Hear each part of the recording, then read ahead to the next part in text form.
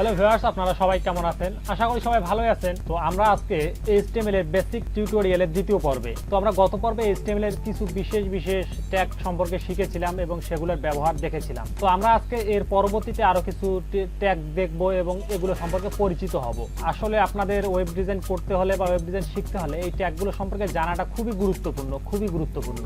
কারণ আপনারা যদি এই ট্যাগগুলো সম্পর্কে না জানেন, সো ডিজাইনিং এর কাজ আপনারা খুবই এলোমেলো করে ফেলতে পারেন। যার কারণে আমি সাজেস্ট করব যে আপনারা এই টিউটোরিয়ালগুলো অন্তত পক্ষে A to Z দেখবেন, দেন আপনারা ওয়েব ডিজাইনের টিউটোরিয়ালগুলো দেখবেন।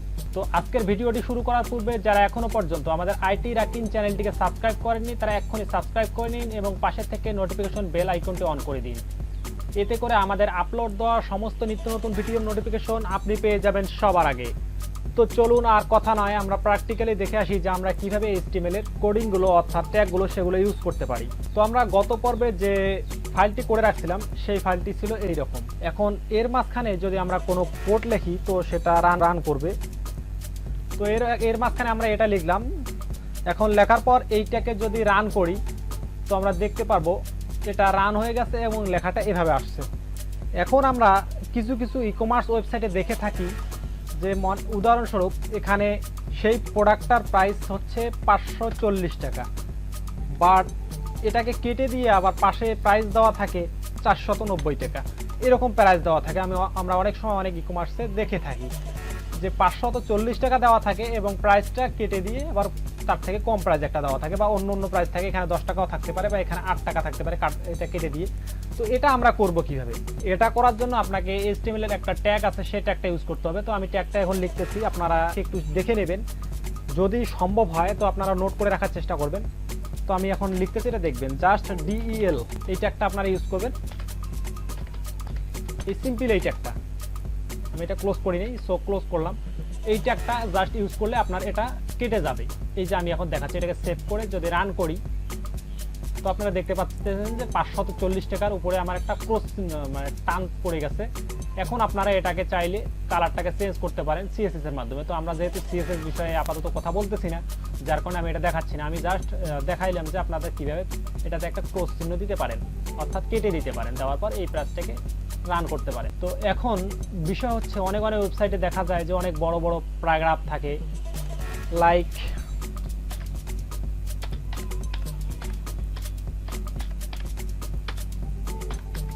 তো আমি এটা লিখলাম, লেখার পর এটাকে কপি করে আমি একটু বড় করে দিচ্ছি সাইজটাকে, কারণ আমি বড় প্যারাগ্রাফ লিখে আপনাদেরকে বোঝানোর চেষ্টা করব। তো আমি এখানে প্যারাগ্রাফটাকে অনেক বড় করে নিলাম। নেওয়ার পর এটাকে সেভ করে যদি আমি এটাকে রান করি দেন এরকম দেখা যাচ্ছে। তো আসলে HTML এর রুলস কিন্তু এটা না যে আমি প্যারাগ্রাফটাকে এইভাবে লিখলাম, এটা কিন্তু HTML এর রুলস না। HTML এর রুলস বলে আপনাকে প্যারাগ্রাফ লিখতে হলে তাদের যে প্যারাগ্রাফের যে ট্যাগ সে ট্যাগটা আপনাকে ইউজ করতে হবে। আপনার ওয়েবসাইটে বা অনলাইনে কোথাও যদি আপনার বড় কোনো টেক্সট লেখা লাগে, সেক্ষেত্রে আপনি P ট্যাগ ইউজ করবেন। এটা SEO ফ্রেন্ডলি হবে আপনার জন্য, সো আপনি এই P ট্যাগটা ইউজ করবেন। তো আমি এখানে P ট্যাগটাকে দিয়ে নিচ্ছি। এই যে আমি লাইনের প্রথমে একটা P ট্যাগ দিলাম, এখন লাইনের শেষে এই P ট্যাগটাকে ক্লোজ করে দেব। তো এইভাবে আপনারা P ট্যাগ দিলে এটা আপনার SEOর জন্য কাজ করবে এবং সাইটটা কোনো প্রকার ভুল থাকবে না। তো আমি এখন এটাকে সেভ করার পর যদি রান করি, তো রান করলে কোনো রকম পরিবর্তন দেখা যাবে না, কারণ P ট্যাগটার কাজ হচ্ছে জাস্ট প্যারাগ্রাফকে মেনশন করা। এখন যদি আমরা এটাকে ইন্সপেক্ট করি তাহলে দেখতে পাবো যে P ট্যাগটা আমাদের এখানে কিন্তু দেখা যাচ্ছে, এই যে P ট্যাগটা। তো আমরা যখন P ট্যাগটা দেইনি তখন কিন্তু এই P ট্যাগটা ছিল না। সো প্যারাগ্রাফের ক্ষেত্রে সবসময় P ট্যাগটা দেওয়ার চেষ্টা করবেন। দেন আসি এখন যে আমরা কোনো লিস্ট তৈরি করব কিভাবে। আমরা এখন এই প্যারাগ্রাফটাকে কেটে দেব, এই প্যারাগ্রাফটা আমার কোনো প্রয়োজন নাই। এখন উদাহরণস্বরূপ আমি কয়েকটা নাম লিখব লিস্ট করে। তো এখানে আমরা এখন দেখব যে HTML ব্যবহার করে আমরা কিভাবে একটা লিস্ট তৈরি করতে পারি। তো লিস্ট তৈরি করার জন্য আমরা প্রথমে কয়েকটা নাম লিখে নেব এখানে। তো লিস্ট তৈরি করার জন্য আমরা যে টাইপের লিস্ট করব, যেমন আমি চাচ্ছিলাম যে আমি কয়েকটা নাম লিখে একটা লিস্ট করব। তো আমি নামগুলো লিখব এখন।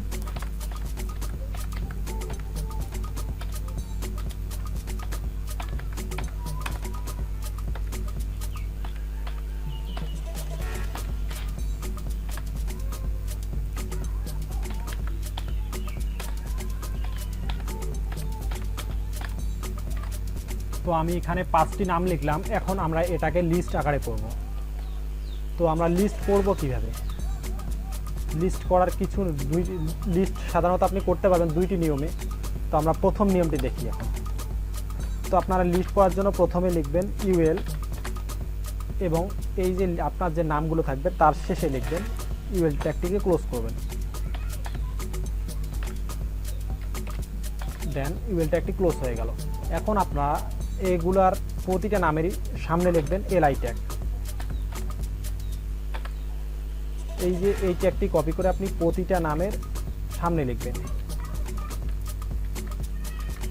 লেখার পর এখন আপনাকে পেছনে প্রতিটা নামের পেছনে লিখতে হবে এই যে এলআই ক্লোজ করতে হবে।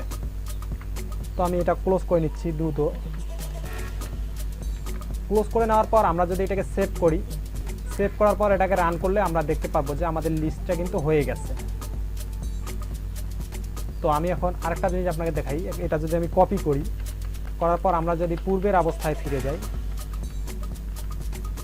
এখন এই রকম অবস্থায় যদি আমরা যে শুধু নামগুলো লিখে ব্রাউজারে রান করি, তো নামগুলো আমাদের এইভাবে দেখাচ্ছে। নামগুলো কিন্তু আমাদের এক লাইনে দেখাচ্ছে। তো আমাদের নামগুলো কিন্তু লিস্ট হচ্ছে না। তো লিস্ট করার জন্য আপনাকে অবশ্যই ইউএল ট্যাগটা ইউজ করতে হবে। তো ইউএল ট্যাগটা আমরা ইউজ করার ক্ষেত্রে এখানে লিস্ট হয়ে গেল। এখন আমার এখানে 5টা নাম হয়ে গেছে, যার কারণে আমরা গুনতে পারতেছি। এখন হতে পারে আপনার নামগুলো মানে হিসাব করার প্রয়োজন হতে পারে যে এখানে কতগুলো নাম আছে। তো আমি এখানে কপি করে নিচ্ছি এটাকে বোঝানোর স্বার্থে।